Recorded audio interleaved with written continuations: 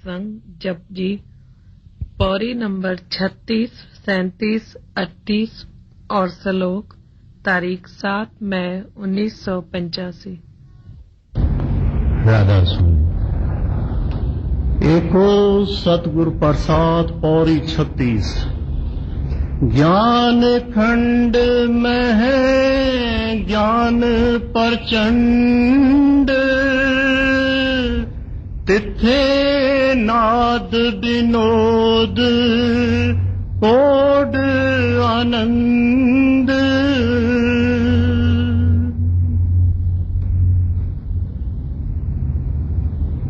जप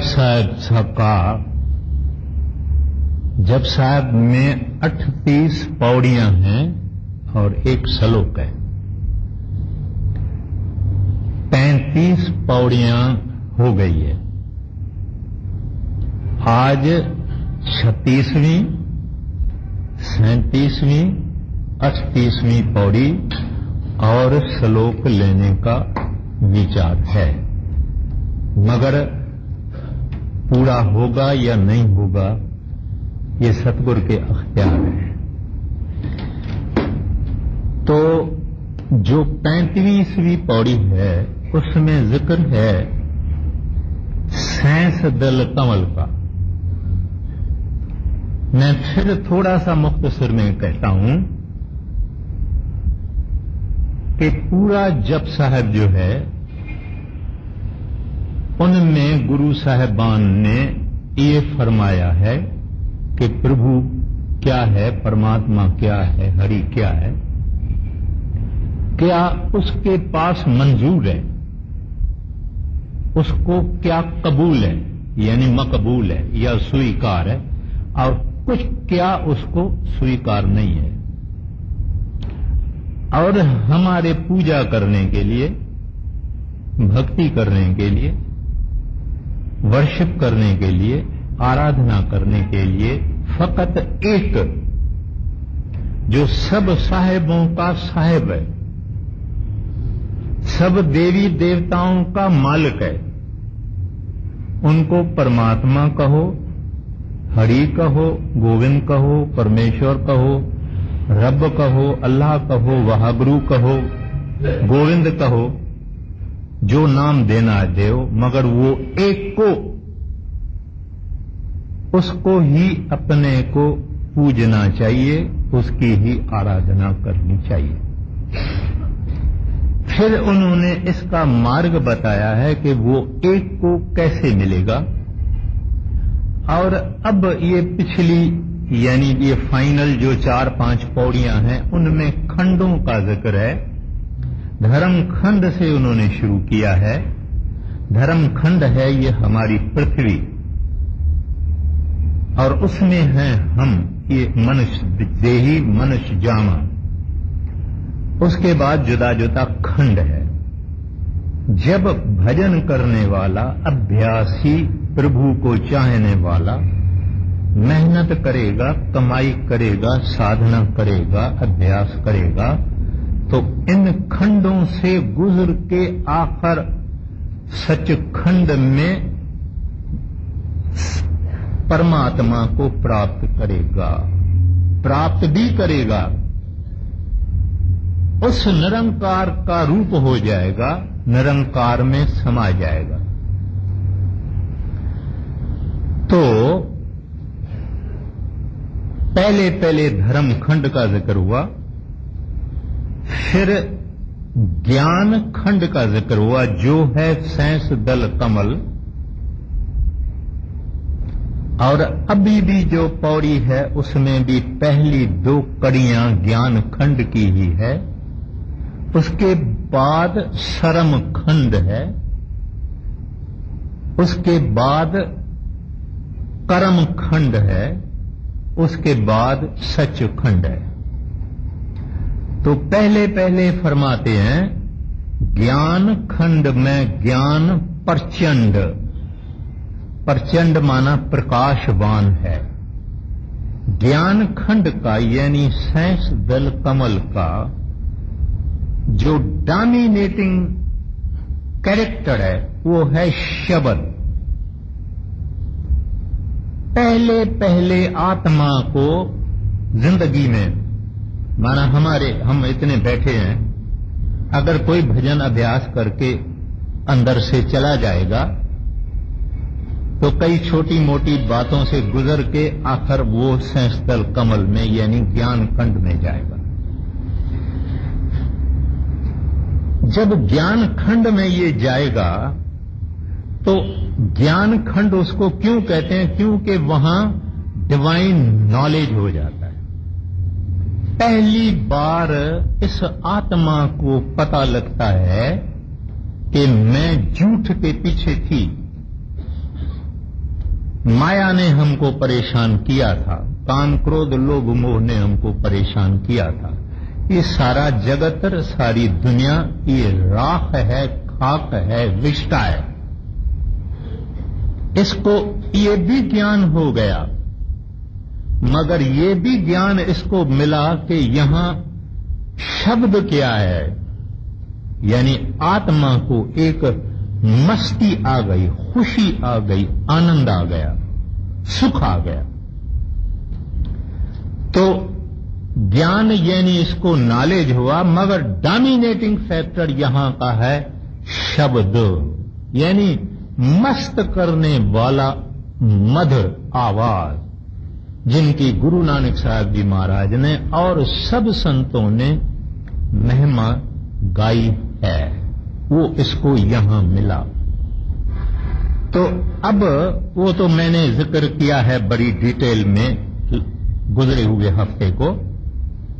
तो कहते हैं ज्ञान खंड में ज्ञान प्रचंड, कहते हैं यहां के आदमी को इल्म होता है दुनिया के नास्ती का और नाचीज होने का, और परमात्मा के जितने ऊपर में मंडलें हैं उनमें क्या क्या आनंद है और सुख है और खुशी है और मस्ती है। तो फरमाते हैं तिथे नाद, नाद यानी शब्द। पहले पहले आपको मालूम है, सबके सामने कहने की जरूरत नहीं है, पहले देश में कौन सा आवाज होता है। तो कहते हैं वो नाद विनोद, यानी विनोद को हम लोग को कहते हैं। विनोद माना सुख, खुशी देने वाला, यानी ऐसे शब्द हैं, ऐसा म्यूजिक है, ऐसा संगीत है, ऐसा मस्त करने वाला, जिनको गुरु नानक साहब जी महाराज कहते हैं सब अमृत कहते हैं उसको। और ये भी फरमाते हैं कि मीठे से मीठा है, वो भी फरमाते हैं। बहुत कुछ है, कहते हैं वहां क्या है, तिथ है, नाद, विनोद, कोट, कोड माना कोट माना करोड़, आनंद, यानी ये पहले देश का सुख, खुशी और आनंद है। अब यहां ज्ञान खंड का जिक्र खत्म हुआ। अब फरमाते हैं इसके बाद में दूसरा खंड है सरम खंड। आप पढ़िए। ज्ञान खंड में ज्ञान प्रचंड, तिथे नाद विनोद कोड आनंद, सरम खंड की वाणी रूप, तिथे घारत घरिए बहुत अनूप। अभी शर्म जो लफ्ज है इसकी माना एक्सटसी, माना ब्लिस, माना अनंत सुख। कभी कभी क्या होता है कि ये जो कई गीत गाने वाले हैं, संगीत गाने वाले हैं, बड़े ऊंच कोटि के म्यूजिशियंस हैं, वो ऐसा महामधुर गाते हैं कि आदमी झूलते हैं।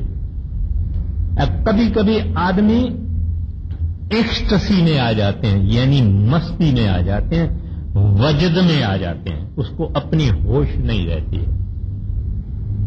शर्म लफ्ज की ये माना है। तो कहते हैं शर्म खंड की बाणी रूप, रूप माना, लेकिन वहां डोमिनेट करने वाला, जैसे मैंने वहां कहा डोमिनेट करने वाला शब्द है, यहां डोमिनेट करने वाला रूप है। रूप माना सुंदरता, माना हुस्न, यानी ब्यूटी। हम आप दुनियादार, दुनिया में कोई भी चीज अगर सुंदर मिलती है, खूबसूरत मिलती है, हसीन मिलती है, तो हमको खुशी भी होती है। कोई चेहरा चाहे पुरुष का होवे, चाहे नौजवान का होवे, चाहे स्त्री का होवे, चाहे कोई सामान होवे, चाहे कोई फर्नीचर होवे, कोई पेंटिंग होवे, कोई जेवर होवे, कोई ज्वेलरी होवे, जब वो सुंदर है तो दो बातें होती है। एक तो हमको देखने से खुशी भी होती है, और खुशी भी होती है, और उसके अलावा हम चाहते हैं कि ये हमारा हो जावे, ये मेरा हो जावे, मैं किस तरह से इसको खरीदूं। तो यहां जो है वो सुंदरता और हुस्न और खूबसूरती वो डोमिनेट करती है। अभी ये जो देश है, इसको आम तरह से हमारे शास्त्रों में कहते हैं ब्रह्मन, कहते हैं ब्रह्म या त्रिकुटी, ये दूसरा देश है।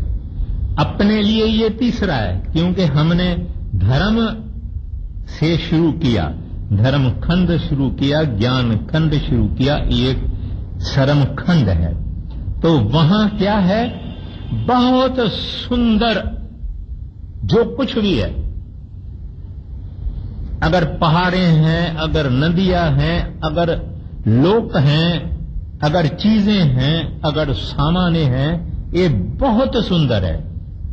और एक एक चीज देखने से खुशी और सुख होते बेअंतहा होता है। तो कहते हैं ये दूसरी मंजिल त्रिकुटी है, या इसको ब्रह्म कहते हैं। अब ये ब्रह्म कोई छोटी बात नहीं है। कोई आदमी ब्रह्म में चला जावे कोई छोटी बात नहीं है। बड़े बड़े महान ऋषि ब्रह्म में पहुंचे हैं। जब उनको ब्रह्म का पहुंचा हुआ गुरु मिला तब ब्रह्म में पहुंचते हैं, वरना नहीं पहुंचते। और कई धर्मी पुस्तकों में तो ऐसा ही दिखाया गया है कि फकत ब्रह्म है, सब कुछ ब्रह्म से पैदा हुआ। लेकिन नहीं, जो सच्चे संत यानी जैसे गुरु नानक साहब जी महाराज और सच्चे संत हुए हैं, उनके अनुसार ये ओम का देश है, ओंकार का देश है, दूसरा देश है। ये जो जप साहब में कहा जाता है एक ओंकार सतनाम कर्ता पुरख, वो सही नहीं है। वो है एक को,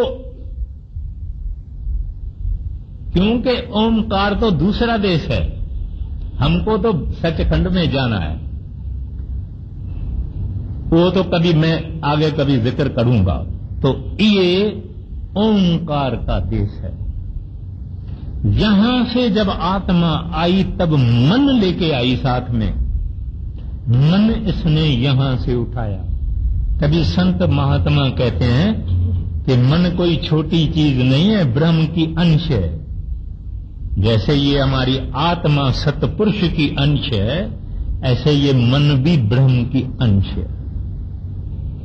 तो इस ब्रह्म का अभी जिक्र कहा जाता है। क्या कहते हैं? कहते हैं तिथ है।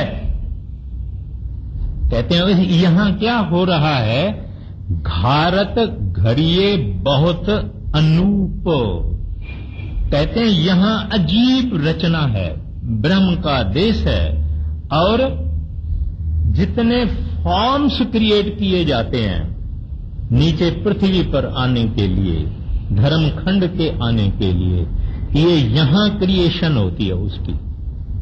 और ये ब्रह्म देश ही हमारे इस पृथ्वी का, धर्मखंड का बिजली हाउस है, पावर हाउस बोलो, जो बोलना है बोलो। दुनिया में एक दरख्त होता है तो उसकी मूल होती है जमीन में, जमीन से पानी खींचता है, नाइट्रोजन खींचता है वगैरह। मगर ये जब जब हम ऊपर जाएंगे तो हमको पता लगता है कि ये उल्टा है। यानी इस धर्मखंड की जो मूल है, मूल माना पारें या जड़ें, ये ब्रह्मांड में है, वो ब्रह्म में है, ब्रह्मांड नहीं। ब्रह्म और ब्रह्मांड इसमें फर्क है। तो ब्रह्म में से हमारा ये देश यानी पृथ्वी और कई पृथ्वियां वो ताकत लेते हैं। ये जो दो राज करने वाले हैं, ज्योति और निरंजन, इनको ताकत भी ऊपर से आती है। वो निरंजन इस हालत में बैठा हुआ है जंजरी द्वीप में, और इस हालत में ब्रह्म से शक्ति लेके और अपना ये काल देश चला रहा है। तो कहते हैं बहुत बड़ा है जिक्र, ये ब्रह्मांड का जो जिक्र है ये बहुत बड़ा है। आपने एक किताब पढ़ा होगा जो अपने पास है, जिसका नाम है पाथ ऑफ द मास्टर्स। ये डॉक्टर जूलियन जॉनसन ने लिखा था। ये डॉक्टर जूलियन जॉनसन अमेरिकन था। वो बड़े महाराज जी के पास आया था और वहीं रहा, सब कुछ वहीं किया, फिर अमेरिका नहीं गया। वो डॉक्टर जूलियन जॉनसन महाराज जी को कहता था कि महाराज जी मुझे एक संत मत पर किताब लिखने को इजाजत दे दीजिए। बड़े महाराज जी ने उसको कहा, डॉक्टर साहब आपको अभी इजाजत नहीं देंगे, जब तक आप ब्रह्म में नहीं गए हैं, त्रिकुटी में नहीं गए हैं, तब तक किताब लिखने की तुमको इजाजत नहीं मिलेगी। और जब वो त्रिकुटी में गए, ब्रह्म में गए, तब महाराज जी ने इजाजत दी। अब उसका किताब, फिर इसने वो किताब लिखा है, शास्त्रों से, वेदों से, पुराण मुकद्दस से, संस्कृत से, सब धर्मों से उन्होंने हवाले दिए हैं, और आज भी वो मोस्ट पॉपुलर पुस्तक हैं। कई लोग उस किताब को पढ़ के इस तरफ आए। तो कहते हैं कि ये जो देश है, और बहुत जो भी भजन करके सेंसदल कमल से ब्रह्म में जाएगा, वो बहुत जाएगा, माना रोज रोज जाएगा, थोड़ा थोड़ा जाएगा, जाएगा जाएगा जाएगा, बहुत विशाल ये देश है। ओंकार की ध्वनि है, ये आत्मा उस ओंकार की ध्वनि को सुन के सुन के सुन के उसमें रम जाती है, और उसको सब नीचे का पता लग जाता है कि देवियां क्या है, देवताएं क्या है, पावर कहां से आती है, क्या हो रहा है, क्या नहीं हो रहा है, शक्तियां, ताकतें, रिद्धियां, सिद्धियां, सब इनको टोटल पता लग जाता है, क्योंकि ये अब असल में आ गई, हकीकत में आ गई। हम यहां परछावे के देश में हैं, this is the world of shadow. मगर ये जो हमारा देश है यानी धर्म खंड है, ये इंपॉर्टेंट है। यहां से जब ये कच्चे से पका नहीं हुआ, कच्चे पकाई उत्थे पाए, तो पका नहीं हुआ तो ब्रह्म में भी नहीं जाएगा, सेंसदल कमल में भी नहीं जाएगा। इस वास्ते अपना जो धर्म खंड है ये बहुत ही कीमती चीज है, अनमोल चीज है। आदमी अगर मर गया क्या भजन करेगा? लकड़ियां लगी हुई है, जल रहा है, लोग खड़े हुए हैं, इसका नाम कैसा जपेगा? क्या होगा इसका? कुछ नहीं होगा। इस वास्ते इस धर्म खंड के अंदर नाम जपना चाहिए, नाम से प्यार रखना चाहिए, नाम का शौक रखना चाहिए।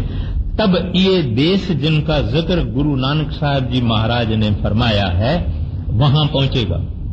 तो फरमाते हैं तिथे घारत घरिये बहुत अनूप, कहते हैं अनंत यहां ब्यूटी है, ब्यूटी यहां प्रेसिडेंट है, माना ब्यूटी यहां प्रिजाइड करती है। और आगे फरमाते हैं कि इनकम्पेरेबल है, ऐसी ब्यूटी यहां संसार में कोई मिसाल नहीं है जिसके साथ उस खूबसूरती का बयान किया जाए। और वो घारत घरिये बहुत अनूप, वहां अचरज रचना हो रही है, अचरज चीजें, अचरज सामाने, अचरज रंग, अचरज रूप बने हुए हैं। अब देखिए क्या जिक्र है, आगे बोलिए। सर्वखंड की बाणी रूप तिथे घारत घरिये बहुत अनूप, ताकिया गला कथिया न जाए, जे को कहे पीछे पछताए। कहते हैं उसका तो हम जिक्र भी कर नहीं सकते हैं, ताकियां गला कथिया ना जाए। कहते हैं वहां की बातें तक ही नहीं जा सकती, जुबान से नहीं जाती। अगर कोई आदमी कहे कि मैं बताता हूं तो कहेगा वो बाद में पछताएगा, क्योंकि वो जिक्र नहीं कर पाएगा। How can you count the countless, how can you describe the indescribable. यहां ऐसी चीजें ही नहीं है, ऐसे फूल हैं, ऐसे पहाड़ हैं। आपने कभी सुना कि एक पहाड़ जो है वो सारा बिजली का बना हुआ हुए, उसके अंदर से रोशनी निकलती है? कभी सुना? आप कहेंगे भाई हमारे दिमाग में तो नहीं बैठती है बात, मगर ऐसी बातें वहां है। इस वास्ते कहते हैं ताकिया गला कथिया नहीं जाए, जे को कहे, कहते कोई कहे कि हां मैं बता सकता हूं, पीछे पछताए, कहते हैं बाद में पछताएगा कि भाई यहां तो डिक्शनरी भी नहीं है, यहां तो वचन ही नहीं है, लफ्ज भी नहीं है, कुछ चीजें ही नहीं है जो मैं बताऊं। आगे ताकिया गला कथिया न जाए, जे को कहे पीछे पछताए, तिथे घड़िए सुरत मत मन बुध,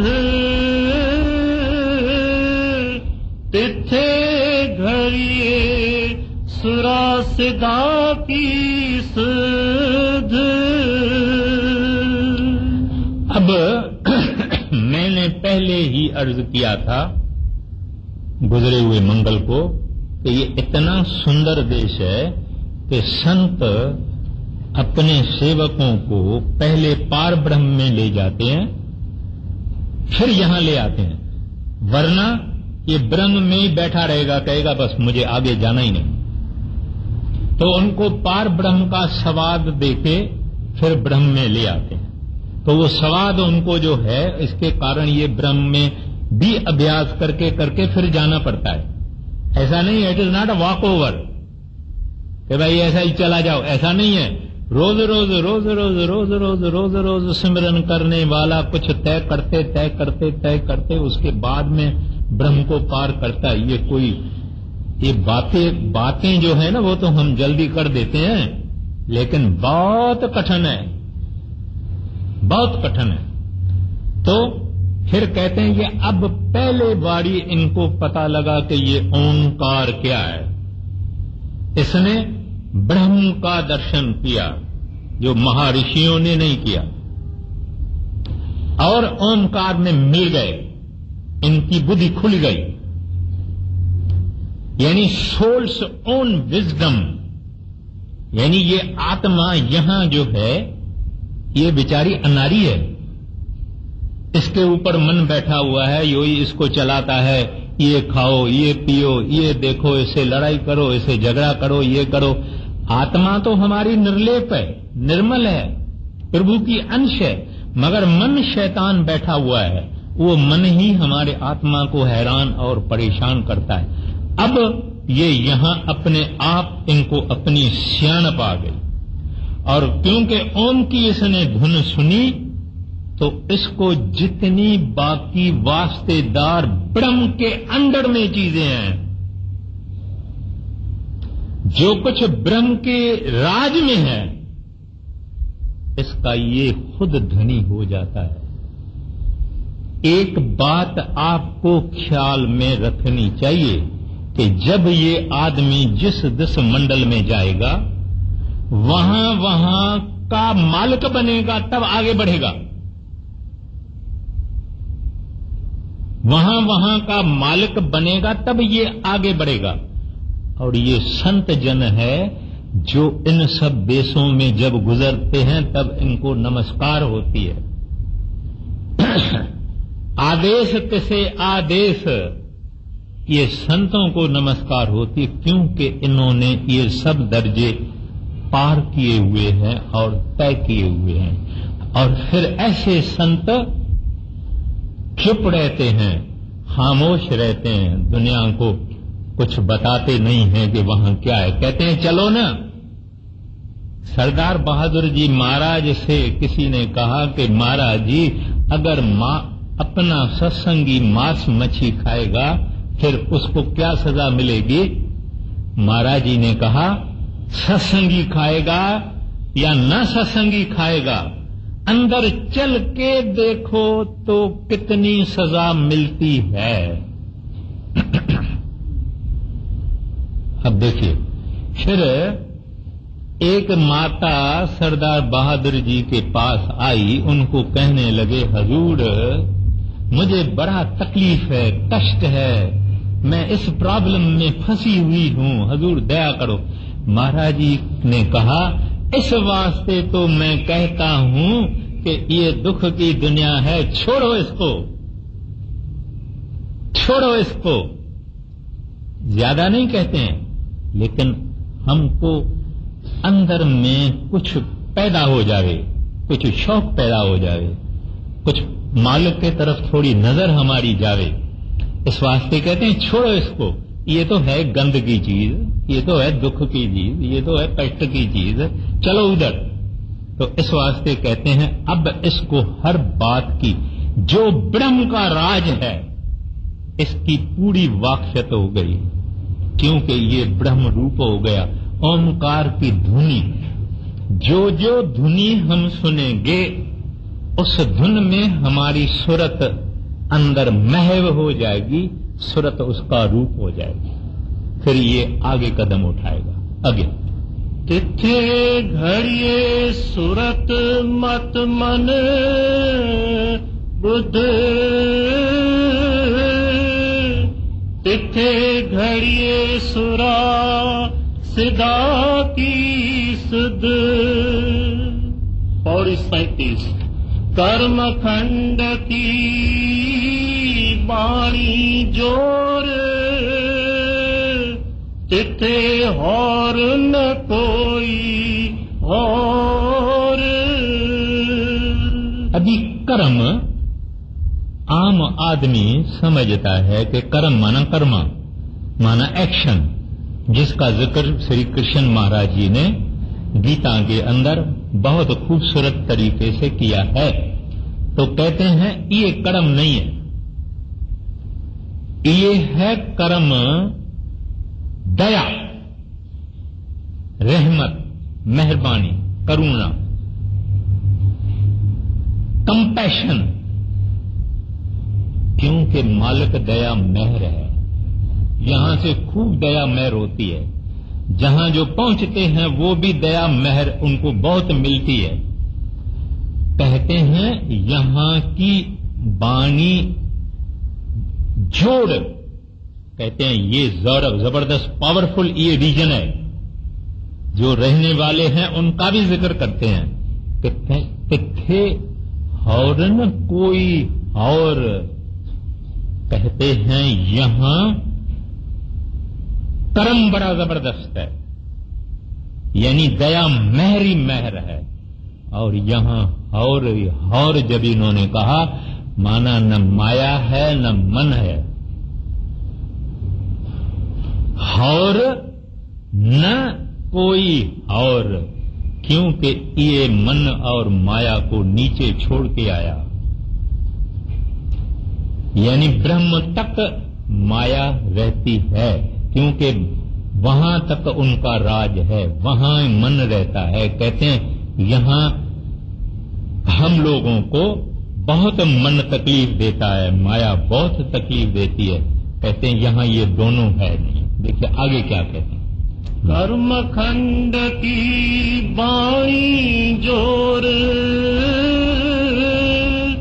तिथे और न कोई और, तिथे जोध महाबल सूर, तिन में राम रया भरपूर। अब कहते हैं यहां दया मेहर का तो ये देश है, लेकिन डोमिनेटिंग जो है वो शब्द है, शब्द ही शब्द बहुत पावरफुल, खींचने वाला। कहते हैं यहां कौन रहते हैं, कौन आते हैं, तिथे जोध जोधा। कौन से जोधा? ये नहीं ऐसा मसल वाले, ना ना, जिन्होंने मन से लड़ाई की है। मन कहता है अरे भाई आम खा लो, आम खा लो, फिर मौसम देरी से आएगी, 1 खाओ, 2 खाओ, 3 खाओ। मन इसको ये नहीं कहता है कि संभाल करना, तकलीफ होएगी, नहीं कहता।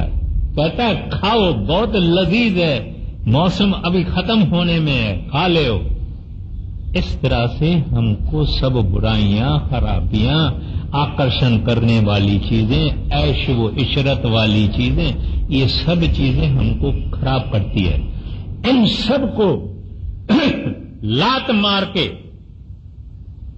जो ऊपर चला जाता है भजन करके, उनको गुरु नानक साहब जी महाराज कहते हैं कित है जोध। कहते हैं वहां वो जोधे, योद्धा, इसको युद्ध से योद्धा निकला है, युद्ध करने वाले। हम जब भजन में बैठते हैं फिर मन कहां कहां भागता है, कैसी कैसी बातें सामने ले आता है, दुश्मन नहीं दोस्त, ये वो वगैरह चिंताएं, फिक्र वगैरह वगैरह वगैरह सब लाता है। मगर जो योद्धे हैं उनको हटा के दूर करते हैं।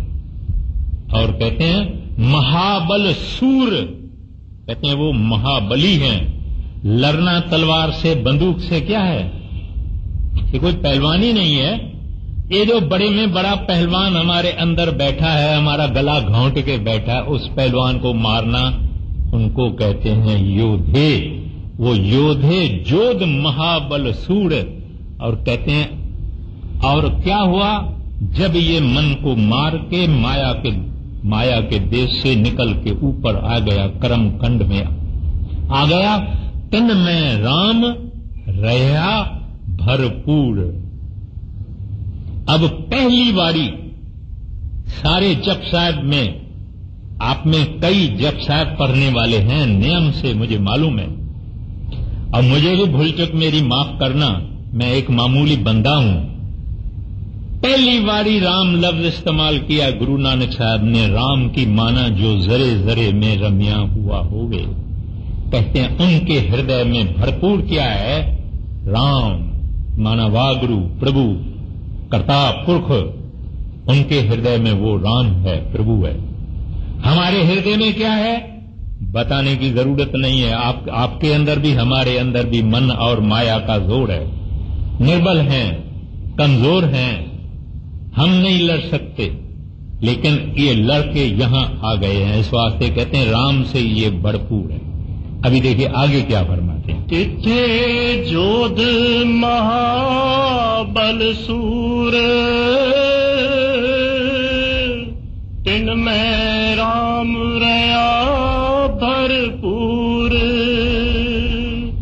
तिथे सीतो सीता महिमा माहे,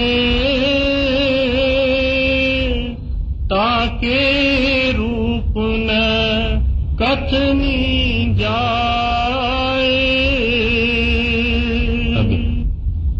वो नाओ मरहे ना ठागे जाए, जिनके राम वसे मन माहे। फरमाते हैं तिथे सीतो सीता माहे, कहते हैं वहां उनकी क्या हालत है। सीता यानी हमारी सूरत, सीतो माना शब्द, कहते हैं वहां उनकी सूरत शब्द के साथ, या गुरु नानक साहब जी महाराज एक बड़ा सुंदर रूपक बयान करते हैं।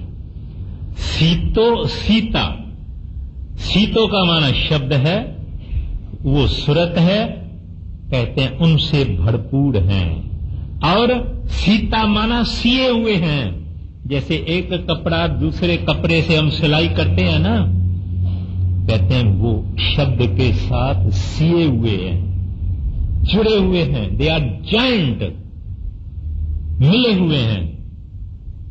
तिथे सीतो सीता महिमा माए, ताके रूप न कथने जाए, कहते हैं वो उनका रूप बयान नहीं किया जा सकता, क्योंकि इस आत्मा का प्रकाश 12 सूरजों का है। एक सूरज हम देख नहीं सकते हैं, इसका अपना प्रकाश 12 सूरजों का है, मगर ये अब आ गई है पार ब्रह्म में, 10वें द्वार में। इस वास्ते कहते हैं इनका प्रकाश और इनकी खूबसूरती, इसकी सुंदरता बयान से बाहर है, और क्योंकि ये शब्द में रमे हुए हैं। और शब्द की एक बड़े से बड़ी खूबसूरती है, खुद परमात्मा है, महानिर्मल है, और हमारी मैल साफ करने वाली और कोई चीज नहीं है। एक गुरु का इश्क, एक गुरु का प्यार, एक गुरु से प्रेम और लगन, एक शब्द में जुड़ना, इससे हमारी आत्मा पाक पवित्र निर्मल हो जाती है। इसमें कोई अवगुण नहीं, कोई बुरा विचार नहीं, कोई उमंग खराब नहीं, बस अभी तैयारी है इनकी, क्योंकि इनके बाद आएगा भंवर गुफा, जो है खाई, जो है डेवड़ी, जो है सचखंड के चारों तरफ। आगे जैसे राजाएं महाराजाएं अपने किला जो बनाते थे, फोर्ट बनाते थे, उसके चौधारी एक पानी का दरिया रखते थे, माना एक लेक रखते थे नकली, ताकि कोई क्रॉस न कर पाए। तो वो भंवर गुफा वाली जो महासुन है, वो सचखंड के इर्द गिर्द है। अब जो आदमी यहां आता है, वो इंतजार है प्रभु को देखने के लिए, सतपुरुष का दर्शन करने के लिए वो इंतजार में रहता है कि हम आए। जैसे हाजी हैं, माना हज पर जो लोग जाते हैं, स्टीमर में जाते हैं, अभी उनको दूर दूर से दिखाई देता है मक्का शरीफ, मदीना वगैरह वगैरह। वो कहते हैं अब आए जी, अब देखेंगे, अब उतरेंगे और अब मिलेंगे। ऐसे यहां जो भी हैं वो इस इंतजार में हैं कि अपने प्रीतम को देखेंगे, अपने बिलवेड को मिलेंगे। हमारा जो असल पिता है, हमारा जो असल बाप है, जो साहिब है, जो सब कुछ है, जो करतार है, हम उसको मिलेंगे। तो क्या फरमाते हैं, तिथे सीतो सीता महिमा मां, ताके रूप न कथने जाए। कहते हैं उसका रूप बयान नहीं होता, उसमें इतनी चमक है, इतनी उसमें कशिश है। आगे नाओ मरहे न ठागे जाए, जिनके राम वसै मन माहे, तिथे भगत वसै के लोए, करहे आनंद सचा मन सोए। कहते हैं ऐसी आत्माएं जो इस तरह से चली गई वहां ना वो मरे, यानी वो मरते नहीं है, ना वो जन्म लेते हैं, मरते ही नहीं, जन्म लेते कहां है? जन्म और मरने का वहां सवाल नहीं। ना ठागे जाए, ये जो माया धोखा देती है इंसान को, कहते हैं वो इनको कोई ठग भी न सकता है। जिनके राम बसे मन माहे, जिनके हृदय में राम बसता है, हरि बसता है, गोविंद बसता है, रब बसता है, उनको कौन ठगेगा? हमको ठगती है माया, क्योंकि हमारे अंदर राम है नहीं। हमारे अंदर तो पैसा है, धन है, दोस्ती है, यारी है, मान है, शान है। इस वास्ते हमको वो माया ठग देती है। कई कई चीजें सामान्य दिखा के, कई यानी लालचें देके माया हमको गिरा देती है। फिर आगे फरमाते हैं, तिथे भक्त वसय के लोय, लोय यानी लोक, कई प्लैनेट्स हैं, कई कुछ है, उनके अंदर भक्त बसते हैं। वहां के जो इनहेबिटेंट्स हैं, रहने वाले हैं, ये सब भक्त हैं। आप भक्त किसको कहते हैं? जो मालिक के प्रेम में मस्त हैं, जो नशे में हैं, जिनके पास वाहगुरु हृदय में है, परमात्मा हृदय में है, रब हृदय में है, ये कहते हैं वो करोड़ों हैं। इस तरह से उन लोगों में बसते हैं। अब खुशी और आनंद है और आशा है साहिब से मिलने की, उस आशा में बैठे हुए हैं। मगर ध्यान फिर भी साहिब का है, लेकिन यहां साहिब के सवाए भी चीजें हैं। एक बात ख्याल में रखनी चाहिए, यहां इतनी जितनी सभी हैं, ये सब घरक होती है, ये होता है, ये होते हैं, कई हैं वगैरह, लेकिन सचखंड में फकत साहिब है। जो कुछ है साहिब वही साहिब है। और वो कोई छोटा देश नहीं है, आप समझेंगे नीचे बड़ा बड़ा बड़ा बड़ा बड़ा बड़ा छोटा होगा, ये ऊपर नहीं, ये बड़े से बड़ा, जिसका कोई हिसाब नहीं। तो इस वास्ते कहते हैं कि भक्त वसें, कहते हैं उन ये करोड़ों भक्त उस परमात्मा के प्रेम के रंग में बसते हैं और रहते हैं। अभी जिक्र आता है सचखंड का। अभी तिथे भगत वसै के लोए, करे आनंद सचा मन सोए। सचखंड वसै निरंकार, कर कर वेखे नदर निहाल।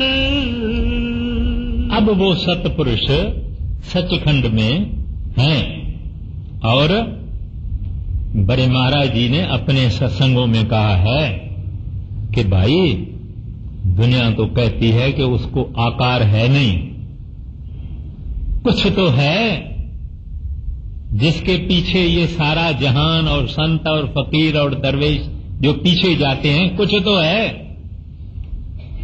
तो हवा के त्रासे नहीं है। हम जब कुछ लोग ऐसे हैं जो निराकार कहते हैं, माना हवा है, इसको आकार नहीं है, हवा का कोई रूप नहीं है, कहते हैं ऐसे फैली हुई नहीं है चीज, क्या है जो है सो है। इस वास्ते कहते हैं सचखंड वसे निरंकार, कहते हैं वो साहिब बसता है, करता क्या है? कर कर वेखै नदर निहाल। उसने जो ये सारी सृष्टि पैदा किया, ऊपर सचखंड की बात, उधर कौन है? हंस। हंस कौन है? जिन्होंने सब पर्दे उतार दिए हैं, माना शरीर भी उतार दिया, एस्ट्रल बॉडी भी उतार दिया, कॉजल बॉडी भी उतार दिया, सब उतार दिया, अभी फकत आत्मा जाके ठहरी है। कहते हैं उनको देख देख के वो सतपुरुष खुश होता है और नजर अपनी दृष्टि से उनको निहाल कर रहा है। अभी निहाल लफ्ज बड़ा सुंदर लफ्ज है। निहाल का क्या मतलब है कि आदमी का एक रोम रोम, तन मन धन, रोम रोम जिसका खुश हो जावे, कहते हैं तो निहाल हो गया। हमको तो उन्होंने निहाल कर दिया।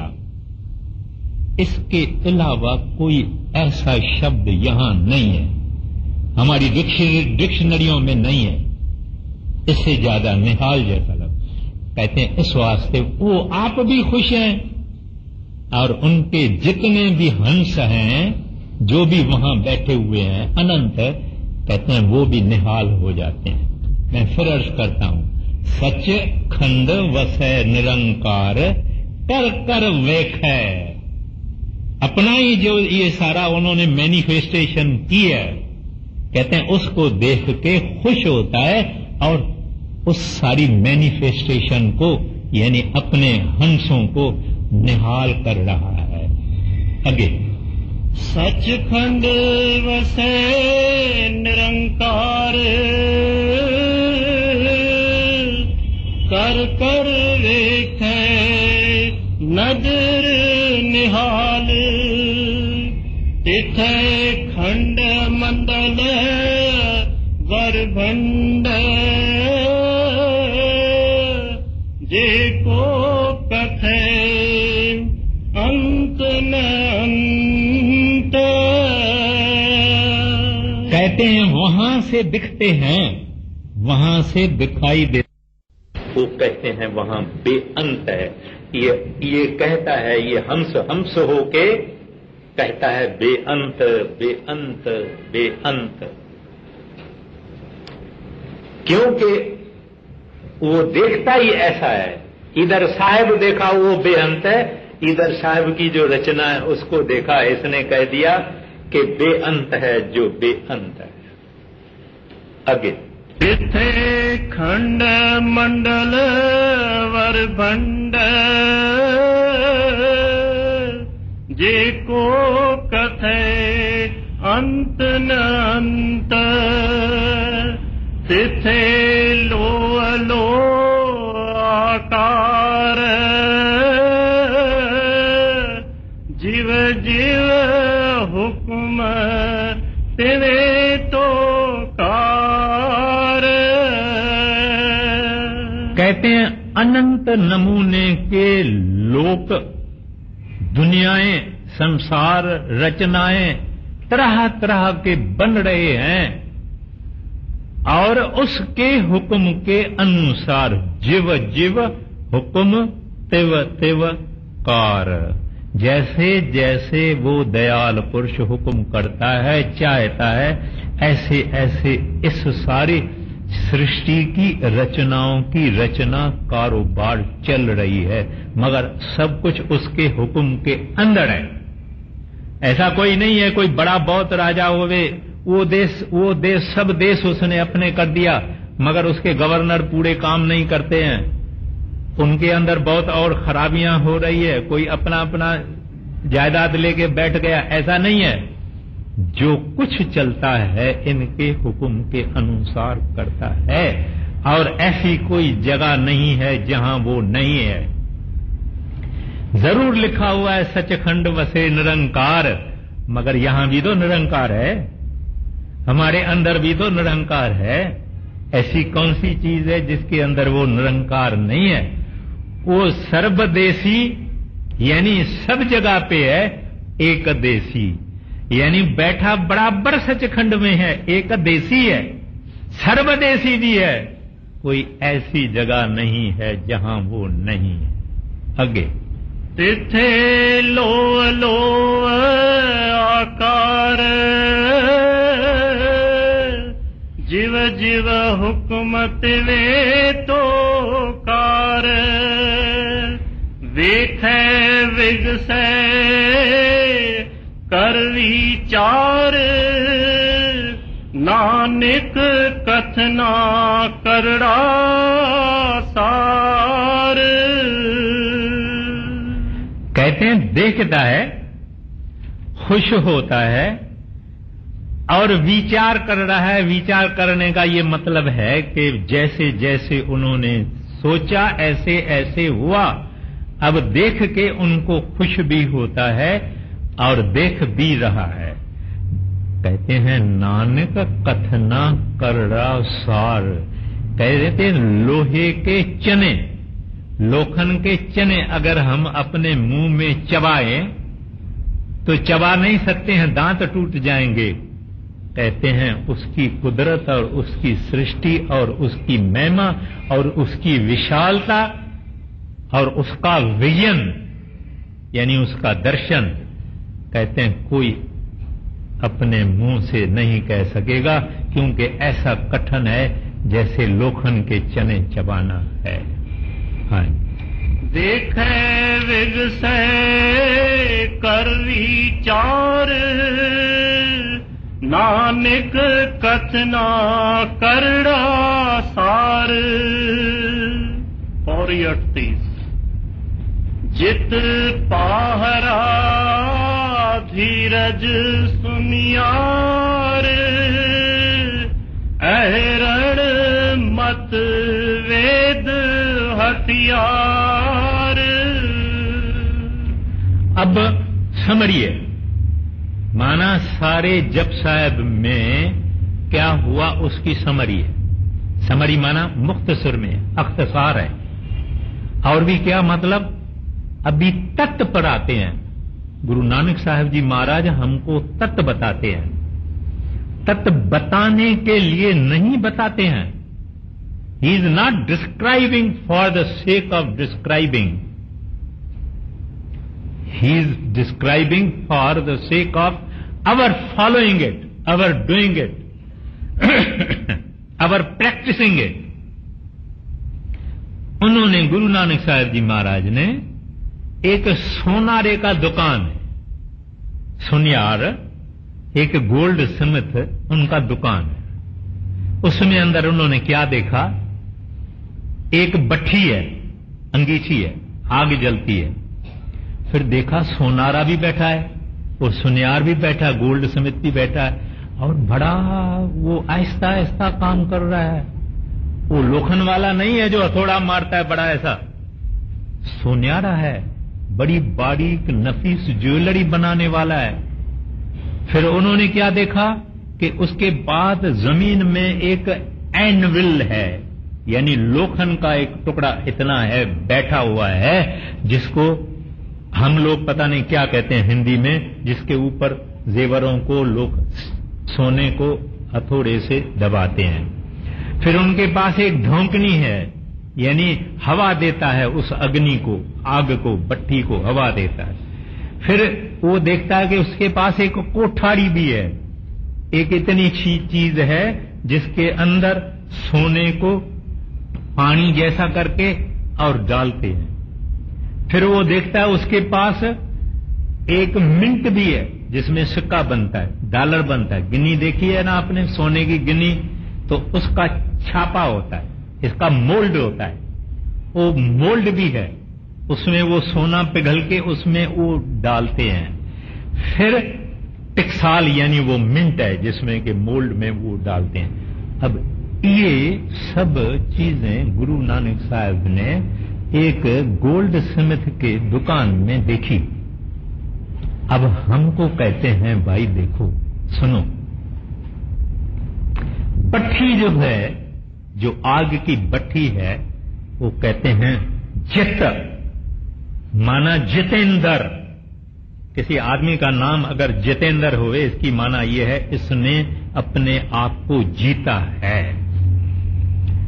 माना वो आदमी पाक है, पवित्र है, उसकी दृष्टि साफ है, कमजोर नहीं है, पवित्रता के अंदर चलता है, अपने मन को कंट्रोल में रखता है, बुरी तरफ ख्याल नहीं देता है। कहते हैं लेकिन ये काम उन्होंने कहा है ये क्या है? बट्ठी। इस दुनिया के अंदर ऐसा जितेंद्र होना, अपने मन और इंद्रियों को अपने कंट्रोल में रखना, ये बहुत ही बट्ठी के तरह से है। आपको अगर कोई आदमी 4 गालियां दे देवे, आप अपने आप को खामोश रखें, गालियां हजम कर देवे, न फकत इतना उसको कहें वाह भाई वाह, वाह भाई वाह, मैं ऐसा ही हूं, मैं इसी से भी बुरा हूं। देख लीजिए, देख लीजिए कैसी बात है। गुरु रामदास जी महाराज शिवाजी महाराज के सदगुरु थे। वो और उनके सेवक कई बारी एक दफे गुरु शिवाजी महाराज के पास जा रहे थे। रास्ते में उन सेवकों ने कमाद खाया। कमाद माना गन्ना खाया। गन्ना खाया तो जमींदार जो था वो आया। गुरु रामदास ने नहीं खाया, बाकी सेवकों ने खाया। वो ऐसे जमींदारों में खेतों में चलता रहता है, गांव में। वो जमींदार आया, उसके हाथ में चाबुक था, उसने सबको तो पीटा, लेकिन गुरु रामदास को भी पीटा और उनके शरीर पर निशान हो गए। लेकिन उसने कहा कुछ नहीं, क्योंकि ये साहिब तहम्मुल है, ये खामोश रहने वाले हैं, ये जब इंद्रियों को अपने कब्जे में रखने वाले हैं। जब स्नान हो कर रहे थे तब शिवाजी महाराज की नजर गई। वो भागे, हाथ जोड़े, कहते हैं महाराज ये किसने किया है? मैं उसकी चमड़ी उतार दूंगा। मेरे सतगुरु को किसी ने ये चाबुक मारा है। गुरु रामदास जी ने कहा नहीं नहीं, किसी ने नहीं किया है, मुझे किसी ने ये नहीं किया है, और ये बात मेरा कहना मानो, भूल जाओ। देखिए, तो इस वास्ते इसको गुरु नानक साहब जी महाराज कहते हैं बट्ठी। जितेंद्र होना, जत रखना, मन इंद्रियों को रोकना, गालियां बुराइयां सहना, निंदा गिला चुगली सहना, और फिर भी माफी मांगना, ये कोई ऐरे गहरे का काम नहीं है। कहते हैं ऐसा भगवान के पास जाना चाहते हो? कहते हैं हरि के पास जाना चाहते हो? प्रभु के पास जाना चाहते हो? कहते हैं ऐसा जत रखो। ये नहीं कि एक ने लकड़ी लगाई तो दूसरे ने कुल्हाड़ी लगाई, काम खत्म हो गया ना। तो ये है जत रखना। तो बट्टी से उनका मुकाबला कर दिया। फिर बोले धीरज सुन यार। कहते हैं सोनारा सुन यारा, गोल्ड स्मिथ कितना बारीक बारीक जेवर बनाता है, कितने उसमें हीरे डालता है, कितना ये करता है। धीरज अगर नहीं होवे तो कर ही नहीं सकता। इस वास्ते कोई ऐसा नहीं कहे कि मैं तो आधा घंटा भजन में बैठता हूं, कुछ नहीं होता है। इधर कोई जल्दबाजी का काम नहीं है। आप समझो एक आदमी मेरे पीछे पड़ा, कहता आखिर ये तो बताओ कि कितना महीना लगेगा, कुछ तो बताओ। मैंने बोला मैं कुछ नहीं कहता हूं, मुझे खुद ही पता नहीं है, मुझे कुछ मिला भी नहीं है। कितना लगेगा ये तो आदमी का अपना शौक है, अपनी अपनी लगन है। लगन ज्यादा है तो जल्दी होता है, शौक नहीं है तो देरी लगती है। मगर बताया नहीं जा सकता कि ये 6 महीने का कोर्स है, ये 12 महीने का कोर्स है, ये 5 बरस का कोर्स है। यहां 40-40 बरस पहले नाम लिए हुए बैठे हुए हैं, कुछ नहीं मिला। यहां 2 बरस पहले नाम लेके मिल गया है। मिल गया है माना उन्होंने अपना आप संभाला है, मेहनत की है, कराड़ा अपने शरीर को कराड़ा यानी दुख तकलीफ दिया है। कहते हैं इस वास्ते प्यारा जल्दी वल्दी नहीं करना, ये जल्दबाजी का काम नहीं है, धीरज। फिर कहते हैं मत, ये जो लोखन है, जो लोहे का जमीन में गाड़ा जाता है, जिसको एनविल कहते हैं, जिसके ऊपर हथौड़ी से सोनारा ये करता है, वो जमीन में गाड़ा जाता है और वो हिलता नहीं है।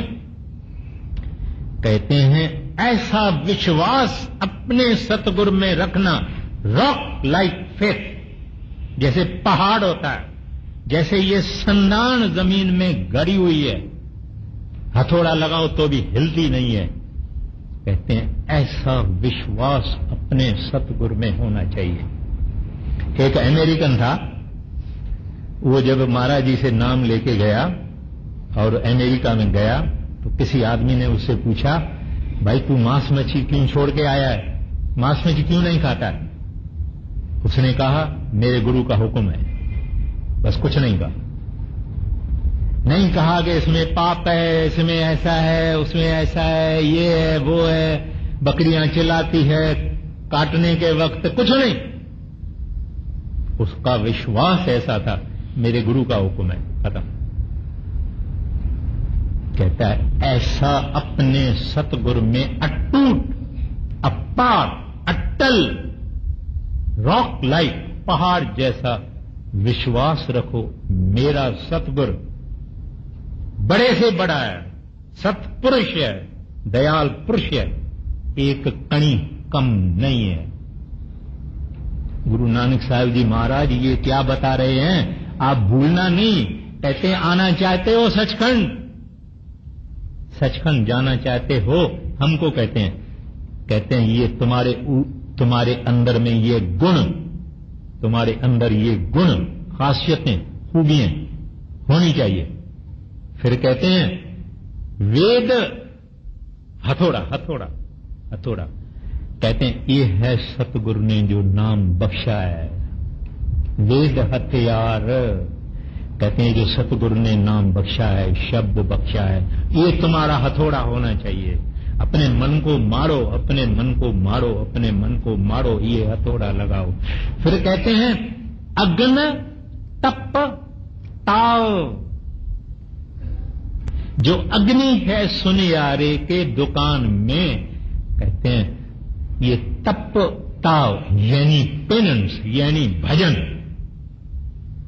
ये हार्ड लेबर है, मस्करी मत समझना और डरना भी नहीं, क्योंकि गुरु हमारे साथ है।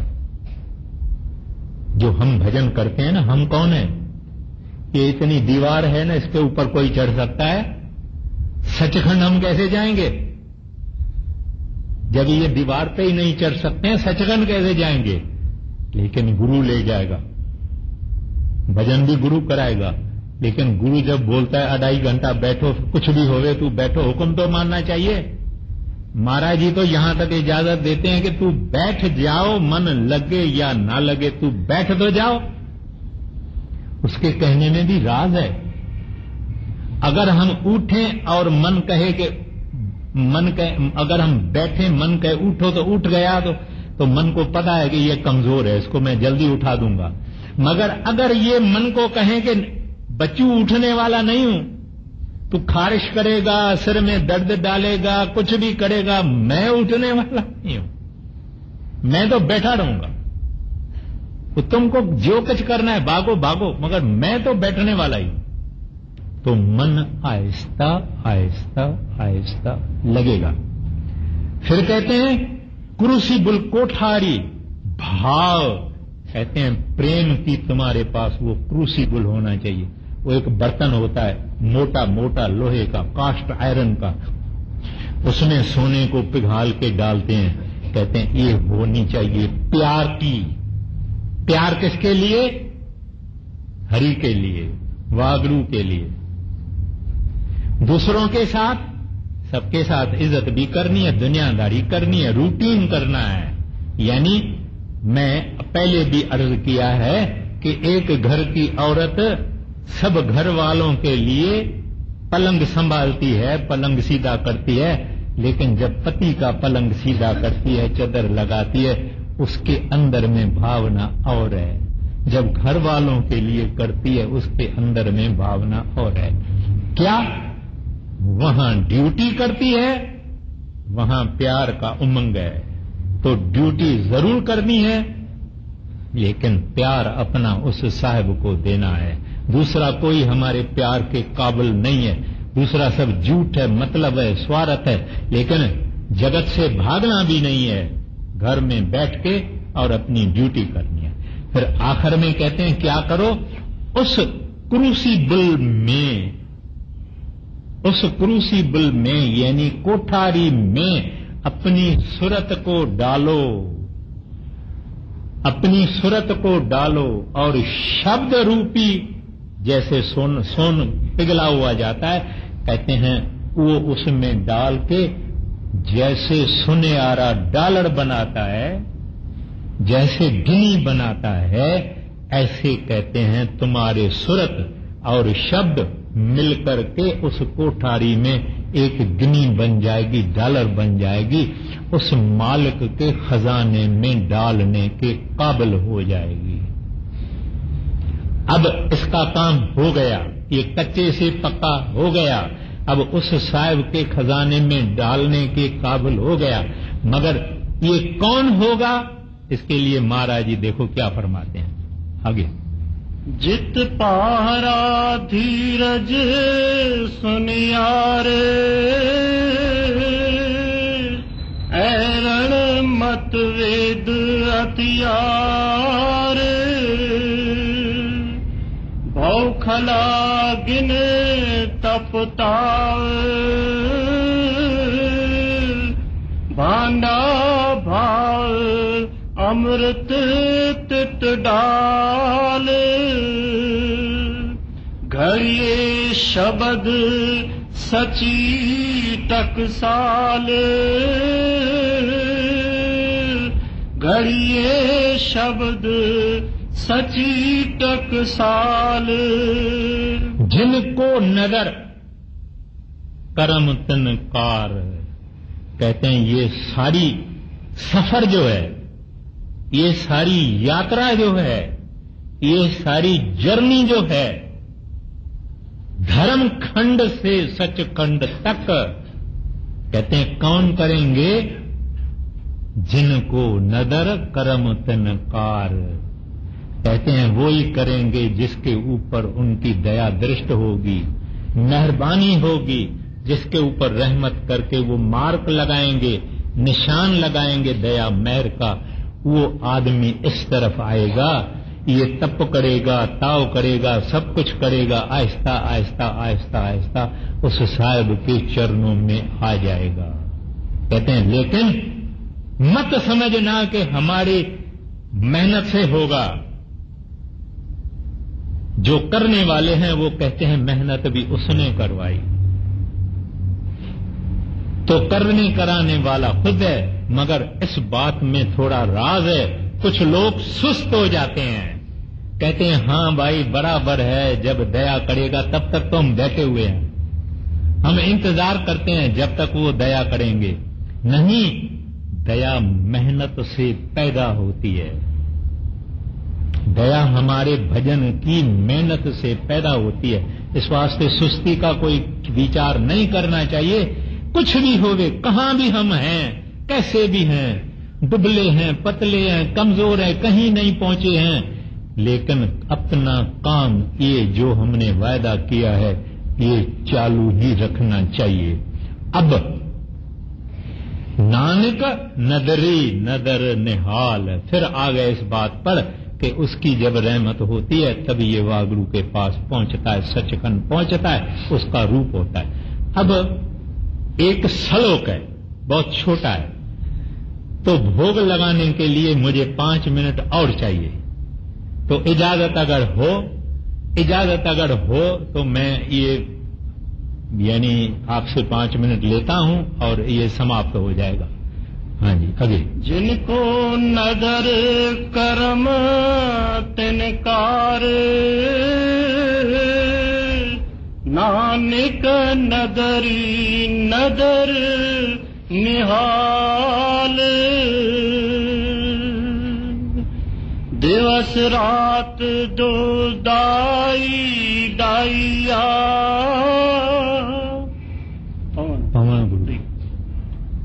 पवन गुरु पाणी पिता माता धरत पवन गुरु पाणी पिता माता धरत महत।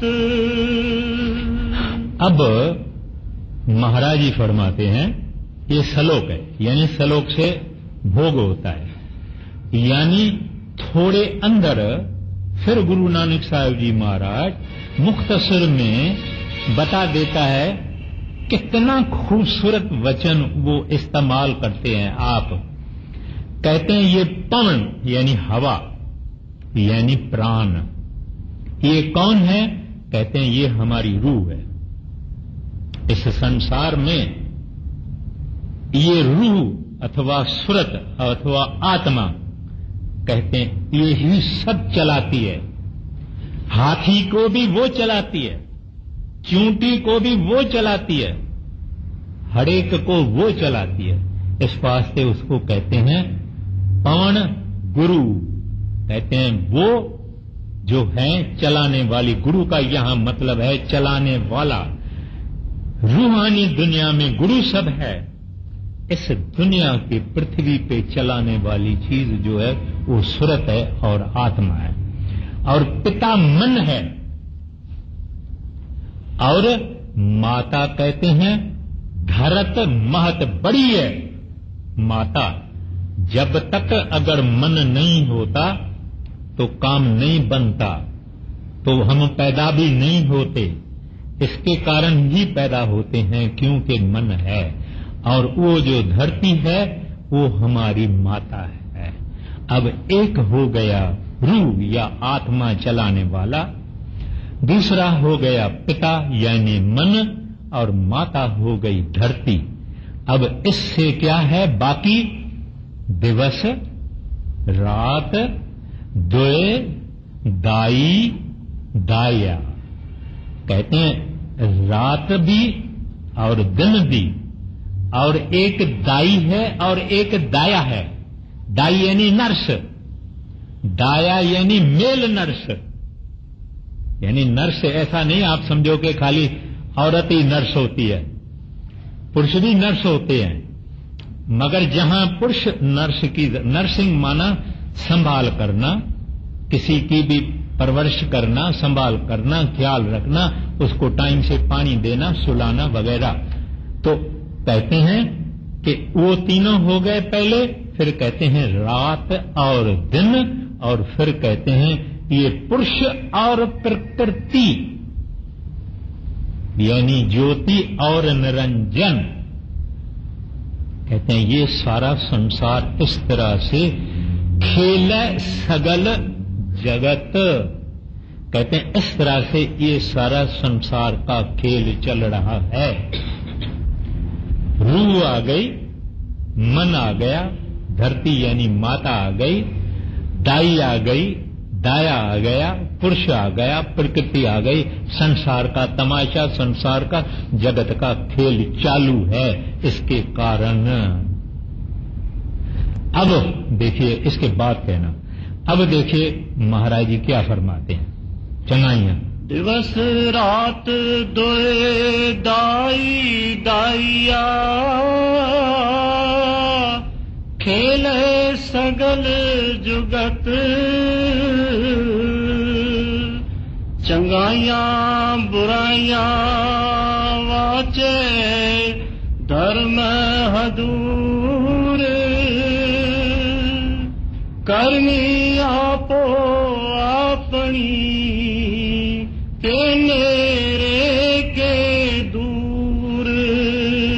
पहले वो जगत का नाटक बता दिया 2 कड़ी में, कितना सुंदर है। 2 कड़ी में सारा नाटक जगत का बता दिया। अब कहते हैं इनमें हम लोग जो हैं चंगाइयां बुराइयां, बुरे कम भी करते हैं, भले कम भी करते हैं। वाचे धर्म हदूर, और कहते हैं वो धर्मराज जो है, वो इंसाफ करने वाला जो है, वो वाचता है, माना वाच के लिखता भी है। मत कोई सोचे कि मैंने दरवाजा बंद करके फलाना खोटा काम किया है। दरवाजा खोलो, दरवाजा बंद करो, तिजोरी के अंदर बैठो, लोहे के अंदर बैठो, कुछ नहीं। मैंने आगे कहा वो एक देशी भी है, सर्वदेशी भी है, बैठा हुआ है, सब देखता है और सब लिखता है, सब रिकॉर्डेड है। ये मामूली दुनिया के टेप रिकॉर्डर और वीडियो पूरा रिकॉर्ड रख देते हैं। ये साहब ने जो ये मशीनरी बनाई है, इसमें कोई कसर होगी? तो कहते हैं सब कुछ रिकॉर्डेड हो जाता है। फिर फरमाते हैं कर्मी आपो आपने, कहते हैं किया उन्होंने ही है। आज अगर अस्पताल के अंदर आप एक आदमी देखते हैं लटका रहा है, इधर ऑक्सीजन पड़ी हुई है, ग्लूकोज चढ़ा हुआ है, टेप लगी हुई है, एक टांग ऊपर है, एक नीचे है, ये इनका ही कर्म है। आज कोई अगर सुखी है, खुश है, साहब साहब सब करते हैं, सलाम सलाम सब करते हैं, 15 डिशेस खाने की आ जाती है, इसके भी अपने ही कर्म हैं, उसके भी अपने ही कर्म हैं। कर्मी आपो आपने के नेरे के दूर। फिर एक और हैं, ये तो बुरे भले वाले हैं, एक और हैं जो बुरे और भले से ऊपर चले गए। Those who have transcended the good and the bad, the evil and the virtuous, वो इनसे ऊपर चले गए हैं। कहते हैं अब इनमें अपनी अपने कर्मों के अनुसार उस साहिब को कुछ नेरे हैं, यानी प्रभु के प्यारे, प्रभु के भक्त जो डर के संसार में चलते हैं। डर नहीं तो गुनाह करेगा, अगर डरता है तो गुनाह से नहीं करेगा। कहते हैं अपने अपने किए के अनुसार परमात्मा को नजदीक भी है और परमात्मा से दूर भी है। आगे जिन्हें नाम धियाइया से गए मशकत गाल, नानक ते मुख उजले खेती छूटे नाल। कहते हैं अब जिनको उनकी रहमत से, दया और मेहर से, नानक नदरी नदर निहाल से निशान डाल दिया, जैसी परमात्मा ने, रब ने, हरि ने, कहते हैं उन्होंने नाम ध्याया। अब इस नाम में सिमरन भी आ गया, ध्यान भी आ गया, भजन को सुनना भी आ गया, सब आ गया। कहते हैं जिन्नी नाम ध्याया गए मशक्कत गाल। मशक्कत माना मेहनत, बहुत मशक्कत है, दरअसल में पारसी लफ्ज है मशक्कत, तो इधर मशक्कत है। तो कहते हैं जिन्होंने ये मेहनत की, पैसे कमाने के लिए हम बहुत मेहनत करते हैं और दुनिया के मान शान के लिए बहुत मेहनत करते हैं, लेकिन कहते हैं जिन्होंने ये मेहनत की, नाम के कमाई की, जिन्होंने मेहनत की, घाल, कहते हैं उनका बेड़ा पार हो गया, सवाब हो गई, सफल हो गई। इन लोगों की मेहनत सफल हो गई। हमारी दुनियादारी की मेहनत खोतागिरी है, अपना कुछ भी नहीं है। ले जाने वाली चीज हरि नाम, प्रभु नाम, हरि कथा, कीर्तन, नाम का सिमरन और ध्यान और भजन। फिर कहते हैं नानक ते मुख उजला। कहते हैं ये आदमी जो है, इनकी शक्ल में क्या है, नूर है, यहां भी वहां भी।